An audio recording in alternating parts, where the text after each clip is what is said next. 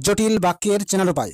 যদি সাপেক্ষ সর্বনাম থাকে কিংবা সাপেক্ষ অব্যয় থাকে তাহলে জটিল বাক্য হবে।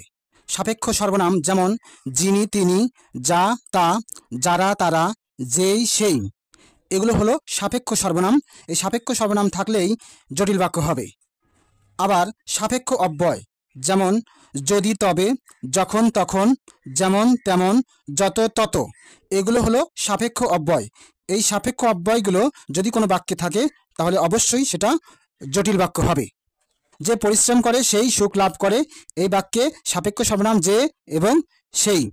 পরের বাক্য লক্ষ্য করো, যারা যারা ভালো ছেলে তারা শিক্ষকের আদেশ মেনে চলে, এই বাক্যে যারা এবং তারা এই দুটি শব্দ সাপেক্ষ সর্বনাম, সুতরাং এটি জটিল বাক্য। পরের উদাহরণ লক্ষ্য করো, যখন বিপদ আসে তখন দুঃখও আসে, যখন, তখন, এ দুটি সাপেক্ষ অব্যয়। সাপেক্ষ অব্যয় হওয়ার কারণে যখন বিপদ আসে তখন দুঃখ আসে, বাক্যটি জটিল বাক্য। পরের উদাহরণ, যেমন কর্ম তেমন ফল, যেমন, তেমন, এটি কিন্তু সাপেক্ষ অব্যয়, তাই এটি জটিল বাক্য।